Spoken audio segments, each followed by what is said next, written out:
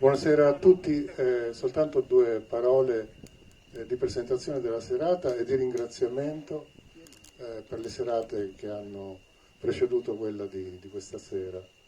Ringraziamento per tutti i soggetti che hanno partecipato e che hanno reso possibile la realizzazione della seconda edizione di Romanzeso sotto le stelle, che concluderemo stasera in bellezza.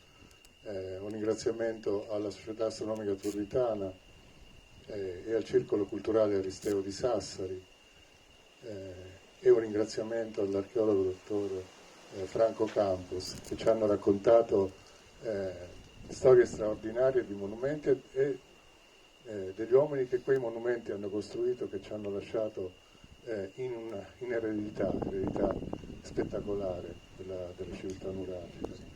Dopo la prospettiva archeoastronomica e archeologica, stasera cambieremo completamente. Sarà una prospettiva di tipo antropologico e sarà un omaggio, un tributo all'importanza della figura femminile nella tradizione culturale dell'isola. A partire dall'antichità, come avrete notato nella locandina di presentazione dell'evento, abbiamo inserito anche una dea madre di cultura Bono-Ghinu, Neolitico medio, quinto millennio avanti Cristo, proprio a rimarcare come un filo di continuità leghi questa situazione fino ai nostri giorni. L'approccio sarà di tipo antropologico, non potrebbe esserci visione più ricca, più profonda e più ampia di analisi. Il protagonista della serata lo conoscete tutti, per i pochi che non conoscessero il professor Bachisio Bandino, antropologo bittese, consiglierei di fare una rapida ricerca su internet. Ci sarà una montagna di risultati che darà un'idea, una prima idea quantomeno dell'importanza, del valore della ricerca antropologica che ha svolto in tanti anni. Vuole essere ovviamente un omaggio alla figura femminile nella tradizione sarda, ma con l'occasione vuole essere un omaggio a tutte le donne, in tempi tristissimi di femminicidi quasi quotidiani e in tempi, la cronaca ce lo racconta, in questi giorni, di prospettive terribili per le donne, ad esempio in Afghanistan, per la situazione che si sta prospettando in quel paese purtroppo. Seguirà infine, a concludere la serata, la parte astronomica dedicata alla Luna questa sera. Il presidente dell'Associazione Astronomica Nuorese, Tommaso Settanni, l'astrofilo Tommaso Settanni, poi vi illustrerà brevemente il programma della parte astronomica. Io direi di iniziare subito con la magia narrativa del professor Bandino. Vedremo di nuovo le parole diventare immagini, prendere materia, forma, colore, come in un film. E quindi gli do la parola.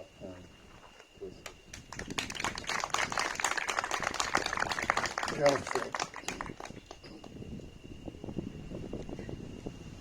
Possiamo esordire dicendo che Romanzesu è donna.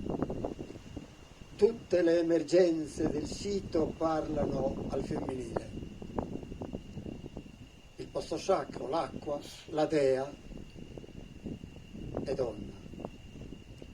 Probabilmente la sacerdotessa che presiedeva i riti era una donna, una maga.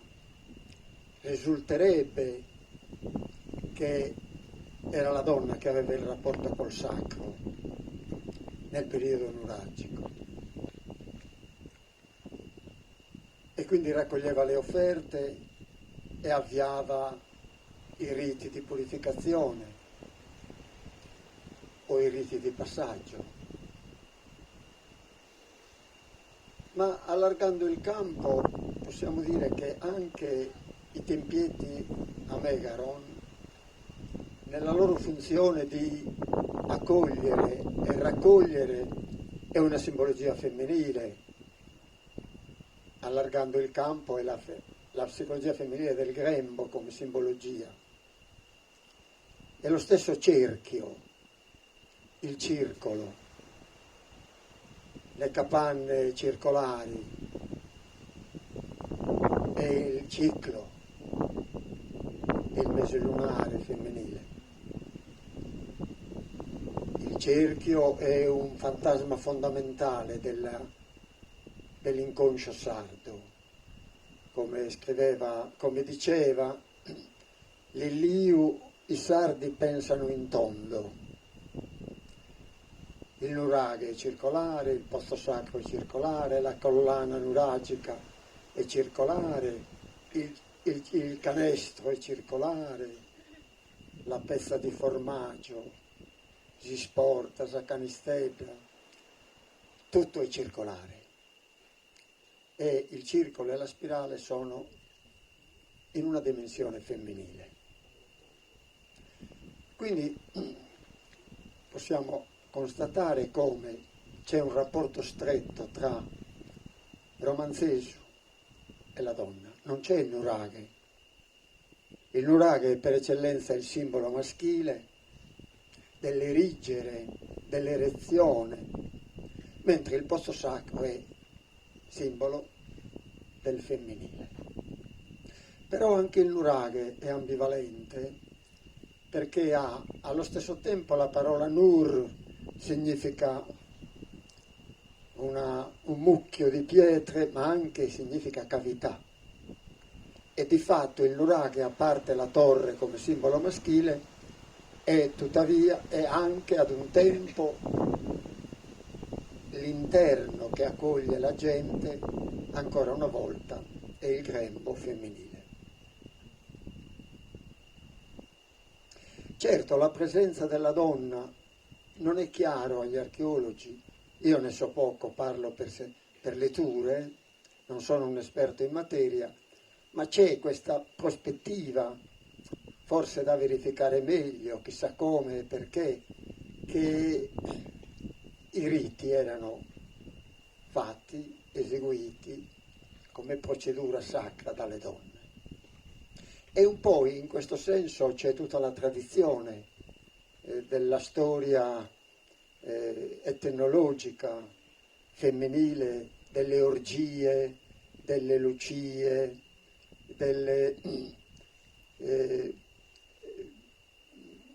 di altre figure femminili, delle mamme, della mamma, sa mamma è su sole, sa mamma è su spuzzoso, ecco, adesso spuzzoso, sa mamma è su ventu, e dunque sa peste, sa emina sempre scomente, figura dominante della tradizione sarda sino ai nostri giorni.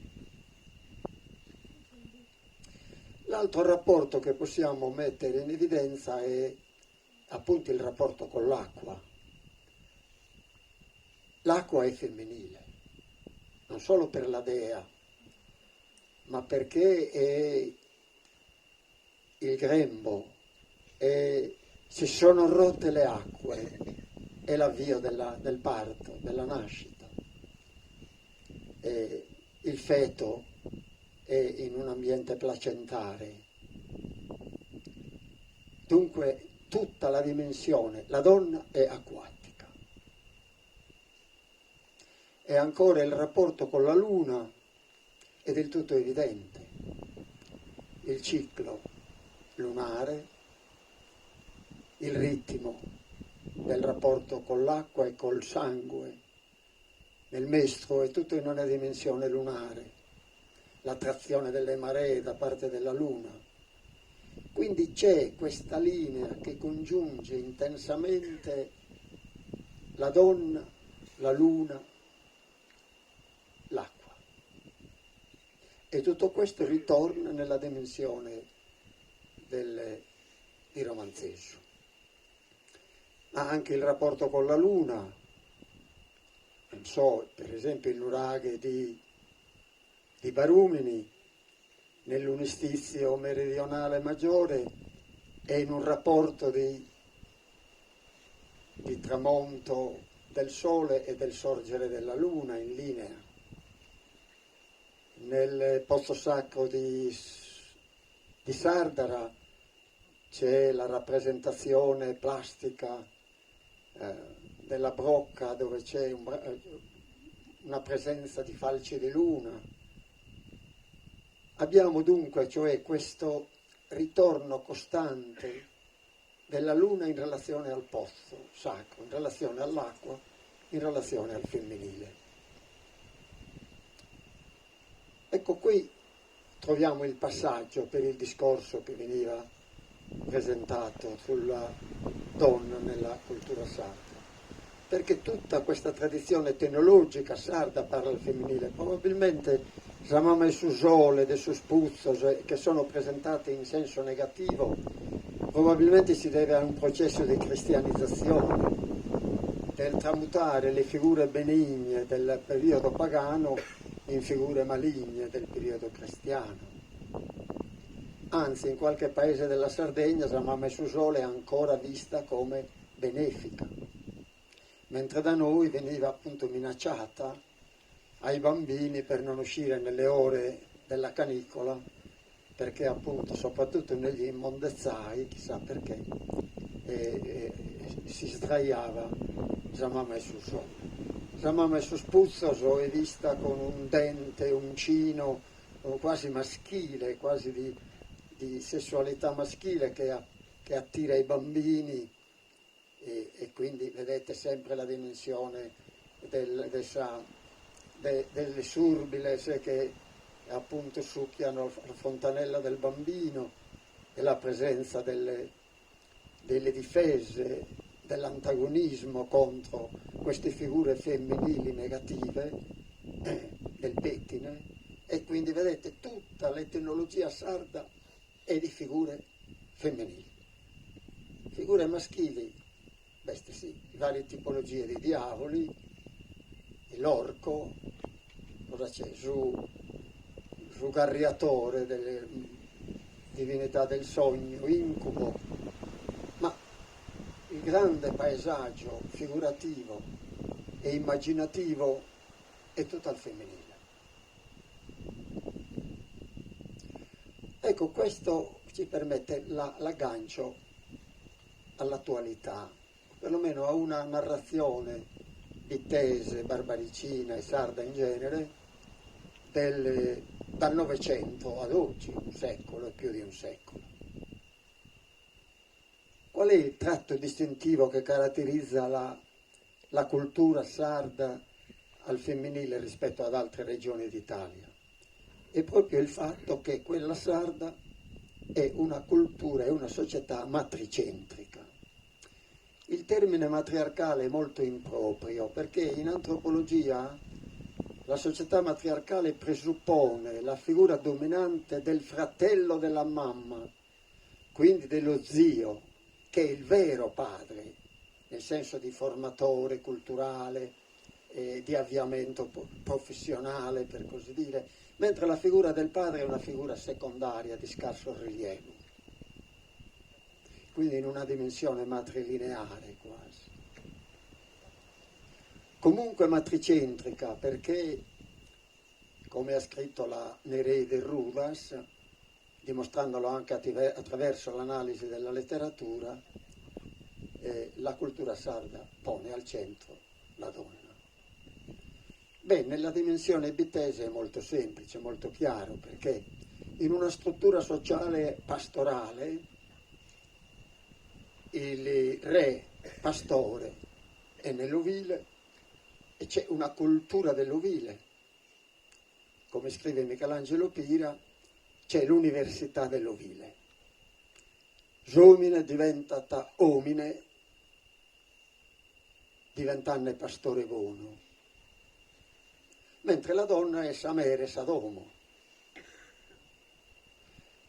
La ricchezza di pensiero, di emozioni, di ragioni, in paese è molto più ricca di quello dell'ovile. Voi pensate, nella divisione di ruoli, il pastore è mere de Satanca, de Saroba, de Sucuile, Zalacana, gli altri pastori, le relazioni, gli obblighi e i divieti. È un campo, non dico ristretto, ma c'è anche il pericolo di inselvatichirsi dal parte del pastore, e già lunara una cosa è diventato selvatico, manca Bibbia che in realtà. Perché in un ambiente di natura c'è questo rischio di un naturalismo, nel senso di un inselvatichimento, mentre la donna ha un orizzonte di comportamenti, di relazioni così ricco nella comunità di paese, praticamente sovraintende a tutto. Intanto è il merito d'uomo, educazione dei figli. Nella stanza del parto tradizionalmente l'uomo non entra, il marito non entra, tutto al femminile, la donna esperta o mastredda seppur benaiata, la parente, la comare, è tutto al femminile. Si dice che il bambino veniva presentato sulla soglia della porta al padre. L'educazione anche religiosa è al femminile, è la mamma. Tutte le donne del vicinato sono madri per un bambino, chiunque sia. Quindi questa dimensione materna è formativa ad angolo giro, in tutta la dimensione paesana. La donna in rapporto col cimitero, col comune, col lavatoio, col mulino, da grano a pane, è tutto al femminile. Le stesse provviste in cantina che vengono dall'ovile sono condotte da Esamere Sadomo. I rapporti di amicizia del vicinato, i rapporti di parentela, il rapporto con la morte, è tutto al femminile. L'uomo non c'è. Si stanzia il supranto, i tre cerchi concentrici della famiglia, del sos parentes e del soldi sui chinate, amicoso, nel pianto rituale è femminile, l'uomo non c'è. L'uomo è in una stanza a parte a ricevere le condoglianze.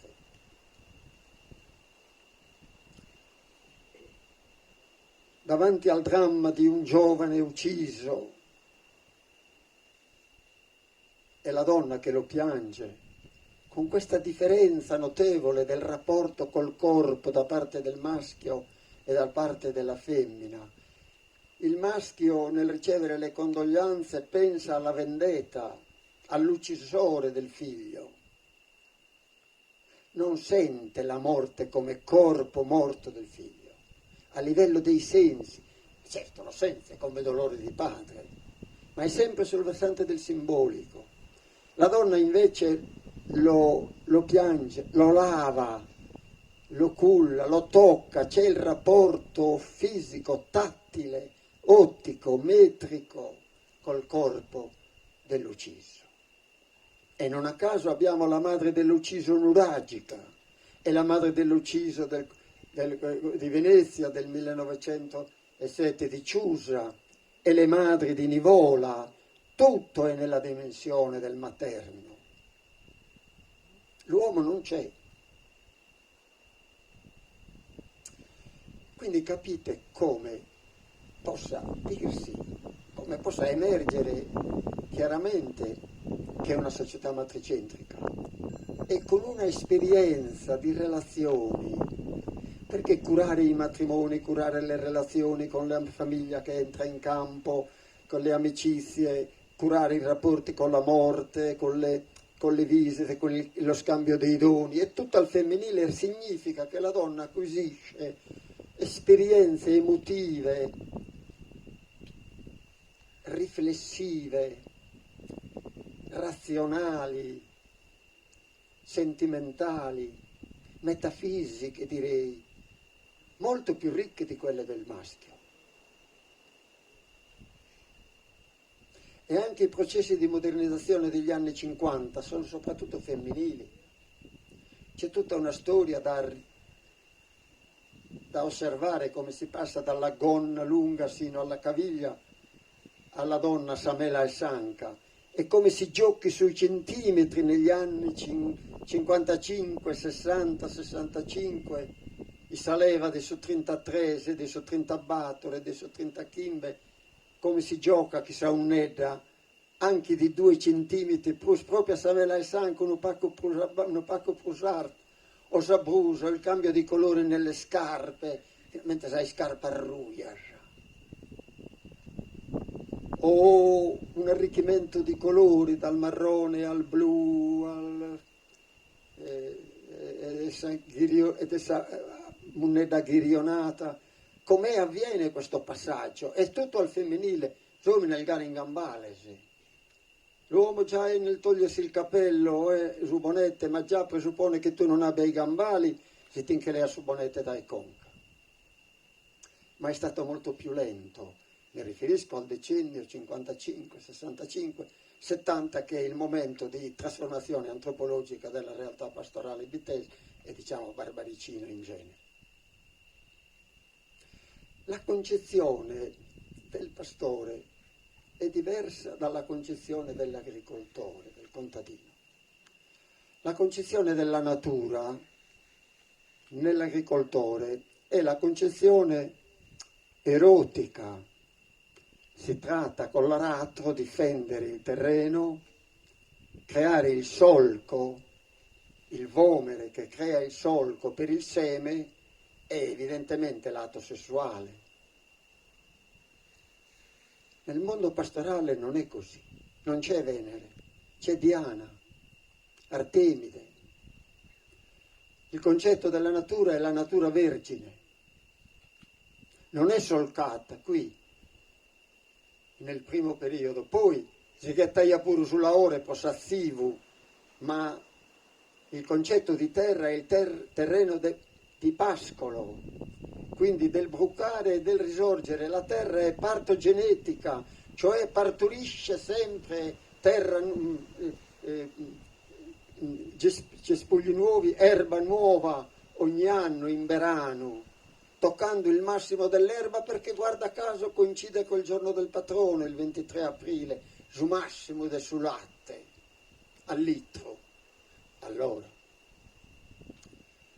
quindi è una concezione della terra non quella del pastore, una concezione della natura, e ricordiamo anche che la cultura sarda ha un concetto di natura sublime, penso superiore a qualunque tipo di cultura, e cioè il concetto di natura è soprattutto la sessualità femminile e in genere il sesso.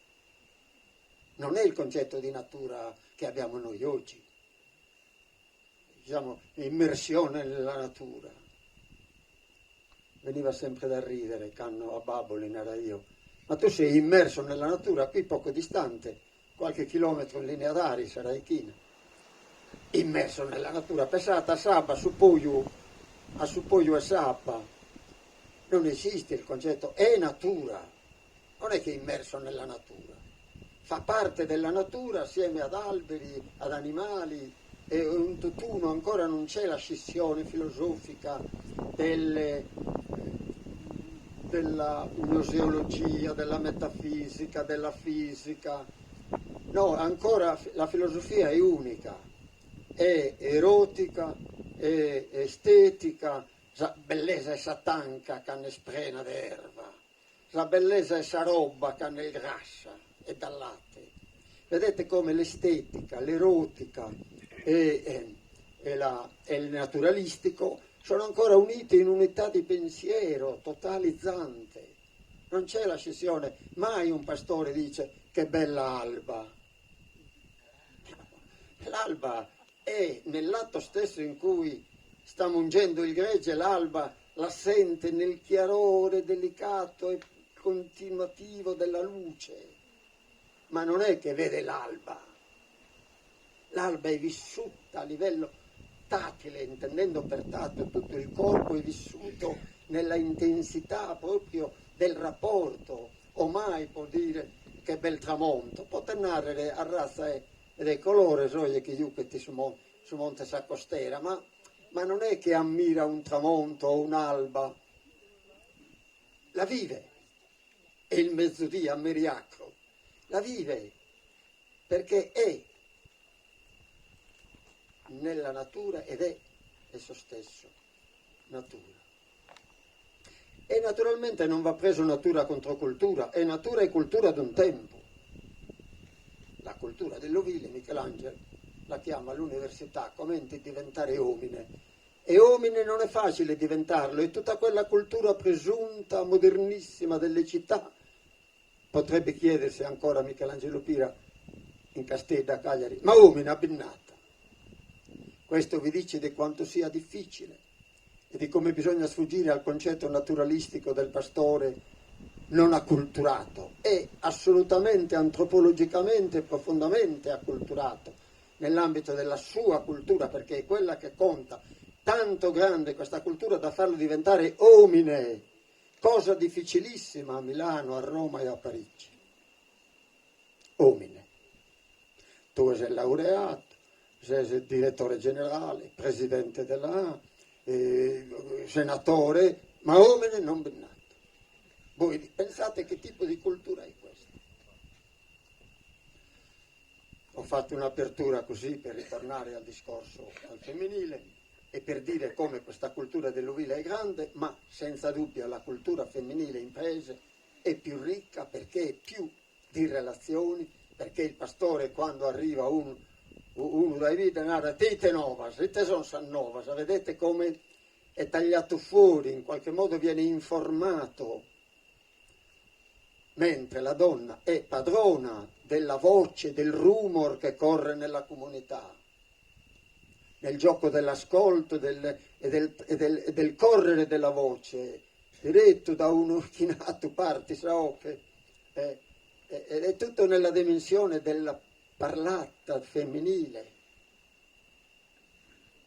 Quindi c'è una maggiore ricchezza, io direi interiore e spirituale, anche in rapporto alla spiritualità religiosa, rispetto al pastore che ha avuto il torto di non avere la predicazione, e il grande fallimento della Chiesa in Sardegna è stato quello di non aver predicato negli ovili e di essersi fermato a, come dire, al dominio femminile nell'ambito della comunità paesana. Ecco, questo quadro in generale, ditemi nell'economia del discorso quando io devo avviarmi alla fine, perché altrimenti voi capite che il discorso è senza fine. Ho toccato appena qualche argomentino di poco conto rispetto alla vastità del discorso femminile. Dunque torniamo al discorso bitese pastorale. La donna acquista una maggiore consapevolezza di sé, però dentro un codice patriarcale. Cioè, la domanda che mi pongo e che mi sto ponendo, che sto portando a termine in un mio libro, è: ma perché, se la donna è dominante, se babbo cannughira petti su inara mamma poi si raggiro, e quindi sul portafoglio ce l'ha la donna, salvo alcuni casi che io conosco, che invece non mantiene somine, non si vida di semina chi spende troppo, ma sono casi rari, eppure ci sono, anche nel mio vicinato. Però c'è il fatto che la donna amministra la casa, quindi c'è l'amministrazione economica, finanziaria, educativa, relazionale, è tutto al femminile. Perché?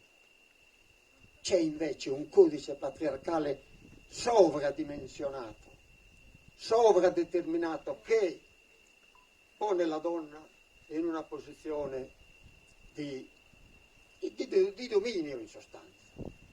È questo che fa, perché io posso capirlo nella società meridionale, nella società mafiosa siciliana, dove c'è un'organizzazione verticale, maschile, c'è un potere maschile dichiarato, istituzionale. Ma se noi diciamo che abiti in Barbagia e in genere in Sardegna tutta la società agropastorale, quindi tutta la Sardegna escluse le due città, Sassari e Cagliari, se la donna è veramente ha il potere reale amministrativo, educativo, operativo, relazionale. Perché è dentro il quadro patriarcale? Non è solo una questione di cognome. Sì, voi potete osservare, Zuburdu,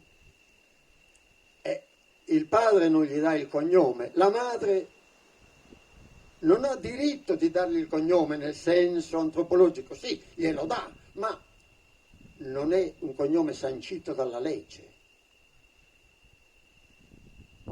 E già questa è una cosa, uno. Due, perché è l'uomo chi pertenete?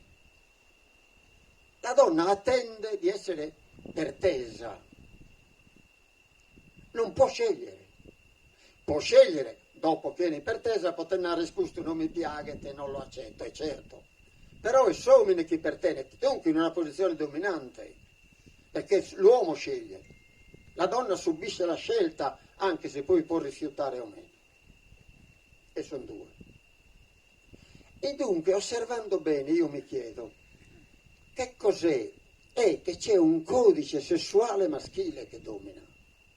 E questo è il punto fondamentale. Cioè la donna ha più poteri del maschio su tutto, fuorché su un punto che però è fondamentale, la sessualità.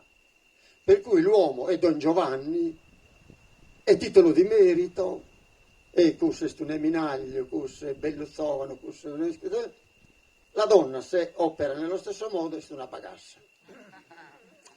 E questo è un discrimine fondamentale. Allora mi chiedo, non corrisponde a un potere effettuale su tutto l'orizzonte comportamentale paesano, familiare, comunitario, vicinale, non corrisponde invece sul versante della sessualità. Dunque la donna è libera, ma nella sessualità è sottomessa a un codice maschile, sessuale.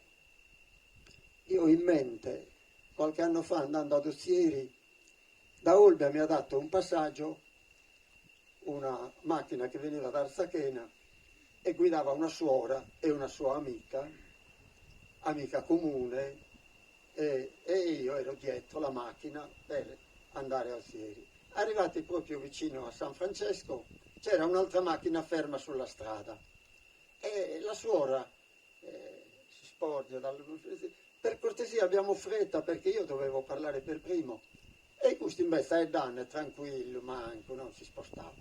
Alla fine la suora apre lo sportello, esce, si fa vedere che era una suora. Guardi, per cortesia sia gentile perché con tutta una delicatezza. Sì, vabbè. Si risiede, niente. Allora suona il clacson. Ma è te che era il bagascia? Perché? Perché ad un uomo invece viene detto imbecille, viene detto de pacu contu, remitano, tontu, casticato? C'è un'aggettivazione infinita maschile, ma mai sessuale. Per la donna nessun aggettivo, fuorché quello sessuale. Questa è la dichiarazione manifesta del linguaggio. Il linguaggio sovraintende tutti i simboli, tutte le comunicazioni di qualunque tipo, perché è il linguaggio che domina il nostro pensiero, il nostro modo di pensare, di fare, di relazionarci. Per cui il dominio del linguaggio sessuale è maschile. E grazie a questo dominio c'è la potestas proprio di definire tutti i comportamenti femminili. Semina deve essere in trea, razzovana deve essere in trea. E c'è il concetto di buona massaia ma seria o crapa. E la crapa è, che poi è un animale bellissimo, ma è che salta i muri, è l'animale del salto, che va in terreni altrui, E quindi nella simbologia sessuale è proprio la donna è scappata. Ecco, l'uomo ha paura della libertà sessuale femminile. Io sto arrivando a darmi un'idea, così, soprattutto su un prestito di versante psicoanalitico, che l'uomo ha paura della libertà femminile come se fosse appunto ingovernabile. Perché è fuori del codice maschile. È come se abbia paura che la donna possieda un potere, che è il potere femminile generativo, cioè del far figli, che è misterioso e che inquieta l'uomo come una potenzialità incontrollabile, che non può appartenere al codice maschile. E quindi che questo potere femminile possa porsi come codice non dominabile dal potere maschile. In questo senso la paura è angoscia, è fondamentale. Bisogna farla rientrare nell'ordine del recinto, che sadomo, vemina istat in domo. E non si dia chiesiti, non potete sire agire de notte. Noi spezzini siamo a gire, cantonare, a girare, le botte, giriamo la strada de notte, ma le mie sorelle no, non potevano essere regare. Quindi restringere lo spazio e farne uno spazio sessualmente definito e confinare il tempo in un circolo, in una circolarità tutta al femminile, cose da donne. E voi capite che limitare lo spazio e limitare il tempo e farli rientrare in una simbologia maschile che determina tutti i livelli comportamentali femminili, a livello proprio di osare di pensare, tanto che la donna manco si lamenta perché fa parte come se fosse una struttura del certo è così, ma non è vero che è così, è un dominio maschile, con i suoi pregi e con i suoi difetti, e invece passa per una condizione ovvia. E allora ecco la grande rivoluzione femminile oggi.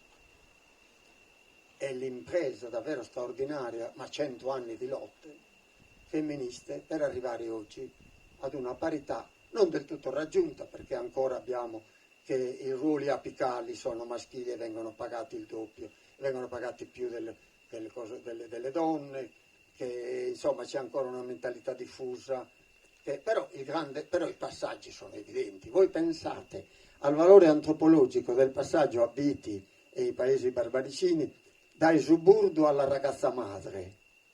20 anni, in 25 anni si è avuto un passaggio straordinario, meraviglioso, liberante, perché chi a Suburdo, quando io ero piccino, era rovinata per tutta la vita, non c'era rimedio di nessun tipo per quella donna, una condannata a morte.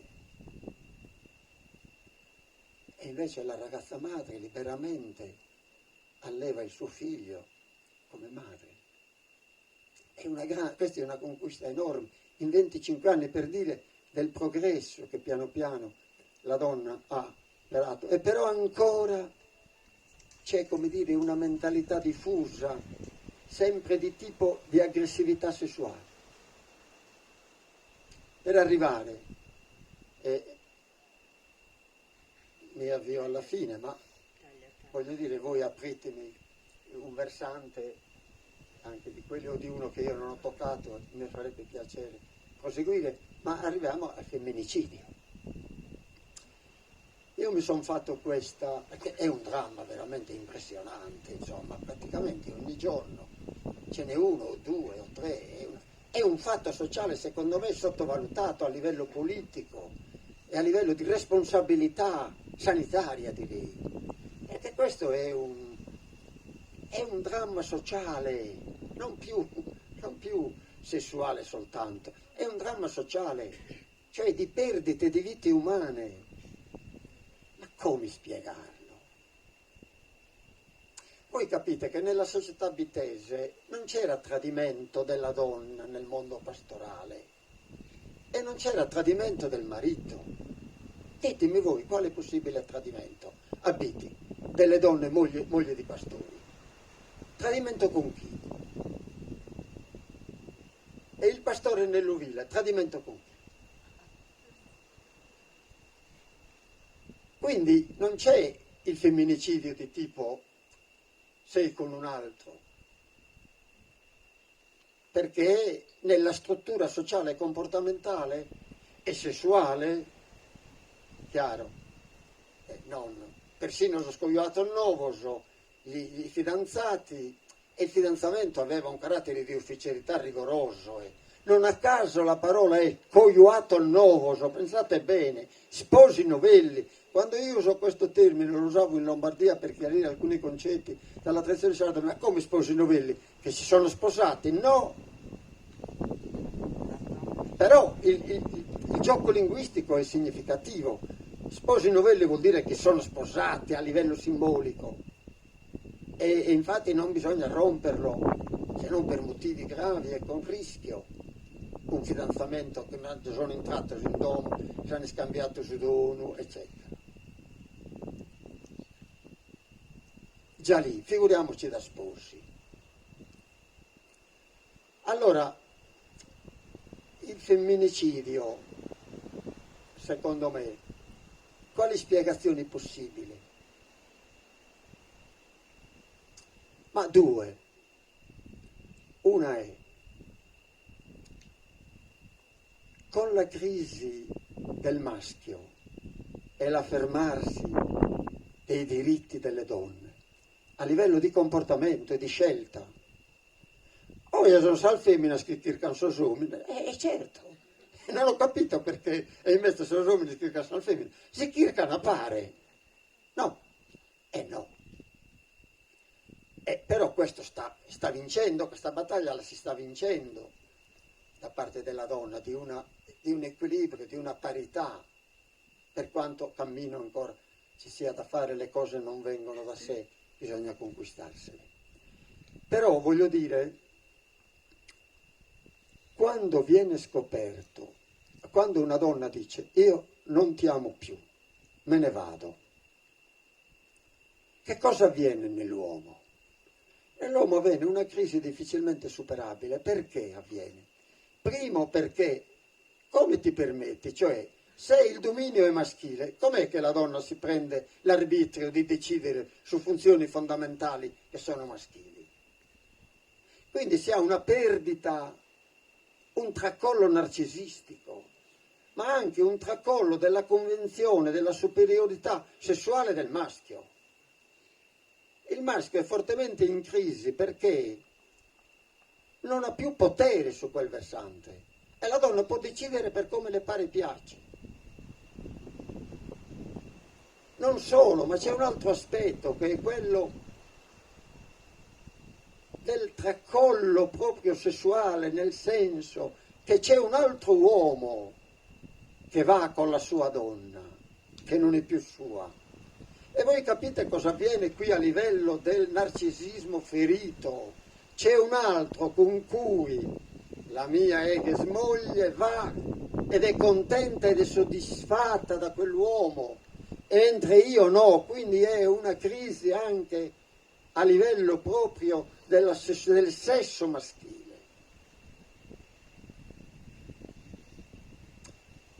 Non è facile superare queste crisi, così quando vengono con sconvolgimenti repentini e nell'ordine di 15-20 anni.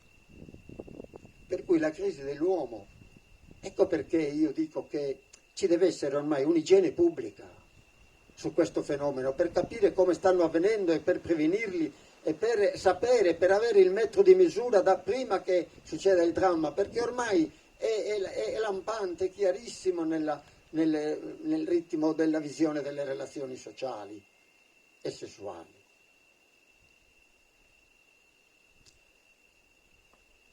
Ma c'è un altro aspetto dal punto di vista psicanalitico di interesse molto profondo secondo me, e cioè un marito non bilacco gli stare solo, tieni mussere me, e te acqua. E questo è un dramma. Sì, la donna ha diritto di dire io non ti amo più, me ne vado, però voi capite anche il dramma di quest'uomo. senza giustificazione ovviamente, ma siamo nell'ambito di intendere ciò che avviene. Se quest'uomo bisogna riportare il percorso della sua vita al rapporto che ha avuto con la madre, se la madre non è riuscita a operare uno stacco da parte del figlio adolescente, un taglio umbilicale simbolico, e lo ha tenuto invece come madre dominante, addirittura come madre cannibalica, per cui il giovane non si è staccato dalla madre. Quando questo giovane si sposa e viene meno la sua moglie, se ne va, che è simbologia della madre, gli viene a mancare madre e moglie che sono in simbologia unite, non ce la fa, o quiete su quiete. Ciò che preoccupa è il fatto del suicidio. Certo, voi dite, poveretto, intanto ha commesso un omicidio. No, ma dal punto di vista psicanalitico è fondamentale questo rapporto del suicidio. Cioè, gli è un umbilico prus. Perché gli è venuta meno la figura dominante della madre che non ha mai superato. E certe donne, certe mogli se ne accorgono quando dicono mio marito è ancora sotto la madre, si vede? È mia suocera che lo domina. Allora è una situazione davvero difficile da superare, perché abbiamo l'impossibilità da parte di quell'uomo di far fronte al dramma di una solitudine ancestrale. Viene a mancare la figura introiettata dall'infanzia della madre che è incarnato in un'altra donna e si trova in un deserto totale. Ecco perché io insisto sul versante dell'igiene pubblica, nel senso estensivo del termine, cioè di approntare a livello di ATS, come si chiamano adesso, di ASL, una serie nella società, una serie di filtri, di interesse comunitario, sanitario, pedagogico, psicologico, educativo, per cogliere questi aspetti nel loro avvenire e divenire, perché altrimenti noi continueremo a fare moralismi gratuiti. È un dramma, e intanto il dramma è che le donne muoiono, questo è il fatto, ed è insopportabile. Chiudo con un'altra dimensione, parlandone sempre con grande interesse con la psichiatra Nereida Rudas, che è venuta a mancarci 2 anni fa, e che per me è il personaggio intellettuale più importante della Sardegna negli ultimi 40 anni, in assoluto, maschi e femmine. Era presidente onoraria della nostra fondazione, di cui io sono presidente della Fondazione Sardegna. Discutevamo a lungo su questo, anche nella volontà di fare un libro assieme sull'invidia, che è fondamentale per capire l'animo sardo. E diceva, ma adesso il discorso femminile va ancora oltre. La psicanalisi quasi quasi non ci serve più con 2 padri e 2 mamme e 4 nonni. Qual è il rapporto tra figlio e madre, tra figlio e padre? Se ci sono problemi sostitutivi di padre e di madre. E c'è uno scambio per cui il bambino non si sente traumatizzato in questo gioco di nuove parentele. Non solo, ma oltre. La donna può benissimo essere madre senza avere il rapporto col maschio. Quindi va in un centro di semi, del seme e diventa madre. Può fare a meno del maschio. E l'uomo no. O meglio, l'uomo può anche allegittimare uno, anche 2 uomini possono allegittimare uno pizzino. Cioè, ma tutto questo è sconvolgente, nel senso che vengono meno tutti i rapporti, non solo tradizionali, ma anche moderni degli ultimi 40 anni, degli anni 90, del Novecento e del primo, adesso degli anni 2000. Siamo davanti a prospettive, ma non dico inquietanti, perché a livello di studio nulla è inquietante, tutto è da studiare. Bando ai moralismi e ai giudizi classificatori. L'apertura è massima. I fenomeni bisogna osservarli nel loro accadere, perché di fatto accadono. È inutile che tu blocchi, casomai puoi indirizzare se c'è una politica corrispondente, una politica intendo dire diffusa che diventa sapere comunitario, ma ci aspetta una situazione dove va a farsi benedire antropologia, psicanalisi, eccetera, per cui avverrà un altro tipo di disciplina da osservare, di una donna che può dire, come certe attrici, prima mi faccio un figlio con questo perché mi piace, è bello, ma nel contratto c'è già che poi lui se ne deve andare e il figlio è mio. Questa è norma a Hollywood. A Hollywood. Ma uno può farlo anche una donna per conto suo. Sente il senso della maternità ed è madre. Che ci bisogna c'è del marito?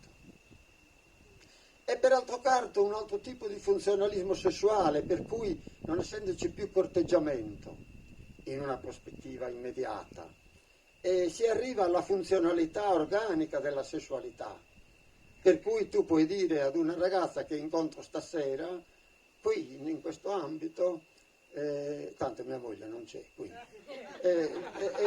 posso parlare e dire, ma ci intendiamo? Sì, ciao, scusa, vuoi far sesso? Sì, mi piace. È libero, no? Perché no? È libero, sì, ma che comporta? Quali sono gli effetti? Una sessualità funzionalistica, organicistica in senso funzionale? È un tipo di civiltà? Che prospettive antropologiche ha? Che tipo di arricchimento interiore produce?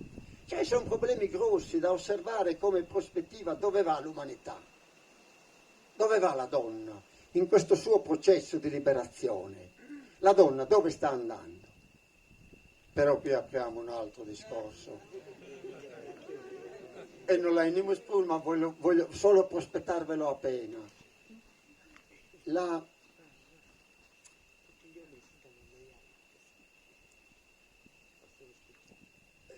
donna che dice io voglio vivere la mia vita liberamente, senza costrizioni di sorta. Non mi interessa ciò che mi piace in una società economicistica del dare e dell'avere, anche la funzione sessuale è nella dimensione del dare e dell'avere, perché la dimensione economica sovraintende a tutto e organizza i nostri sentimenti in questa prospettiva. Quindi ciò che ci dobbiamo chiedere è se in questo processo di liberazione femminile a me pare che la donna stia imitando il modello maschile. Questo è il vero pericolo del femminismo oggi. Per esempio oggi la donna nel femminismo, nelle ultime esperienze femministe in Europa, non si pone più il problema della madre. Mentre le femministe tradizionali si ponevano il problema che la donna è madre e l'uomo non è madre. Questo è il punto genetico. La donna è madre, dalla madre alla donna. Invece recuperiamo a partire dalla madre, affermatasi, come dare forza alla donna in quanto donna. Perché nella società abitese sarda il ruolo è della madre, non della donna. Cioè è la madre che conta, non la donna. La donna è in attesa di diventare madre, conta poco all'inizio. Diventata madre, e allora è Samere. E invece è come ripartire dalla madre alla donna. Perché è la donna che deve essere valorizzata in quanto donna, non solo in quanto madre. Questo è il punto. Beh, il femminismo più attuale cosa sta dicendo? Che la donna si vuole libera a parità con l'uomo in competizione con l'uomo, cioè l'uomo è libero sessualmente, anche io sono libero sessualmente, ma il modello sessuale è quello maschile. anche nella dimensione del piacere sessuale, è imitativo del maschile, mentre il corpo della donna ha un'altra sessualità, è un altro tipo di piacere sessuale, che è più lento e più intenso, che non appartiene alla sessualità maschile. E questo invece viene sacrificato in funzione di una presunta libertà paritaria, dove però non si accorge che a livello simbolico sta imitando il modello dominante maschile. E questo è il rischio, perché non bisogna sottovalutarlo il codice simbolico maschile, perché si è impadronito di tutta la storia e la donna ha vissuto la sottomissione e non è facile inventare un nuovo codice femminile, perché il linguaggio non le appartiene, perché se lo deve inventare. Per me la grande scommessa, e concludo, è questa: che la donna deve lottare per trovare un linguaggio femminile, una ricerca di metafore, di metonimie femminili, non imitative maschili, una difesa della sua sessualità al femminile, però, dentro il suo corpo che è femminile. E questa è la grande scommessa. Se perde questa scommessa, sta girando la ruota, ma il codice maschile dominerà continuamente. Per cui una scommessa impegnativa, dove veramente si gioca la vera autonomia al femminile.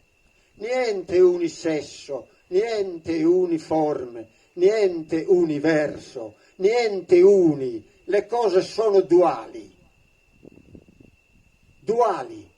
Nessuna, né stessa carne, né stessa cosa, né stessa... No, l'amore è perché c'è la differenza. E se non c'è la differenza non c'è amore, c'è il potere dell'uno sull'altro.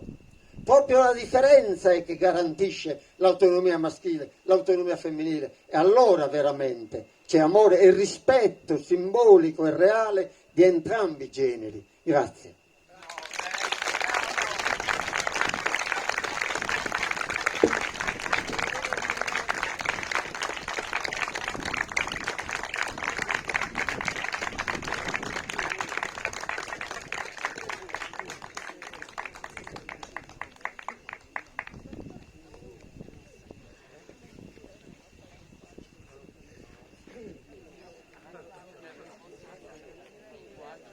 Professor Bandino, grazie per la rinnovata magia narrativa, grazie per averci regalato le sue riflessioni. Noi facciamo un po' gli sfacciati, se permette, la prenotiamo per l'anno prossimo, per la terza edizione, se lei vorrà. Vediamo. Naturalmente al prossimo anno prenderò la difesa della figura maschile, se no gli uomini mi aggrediscono. Farà tutto ciò che vuole.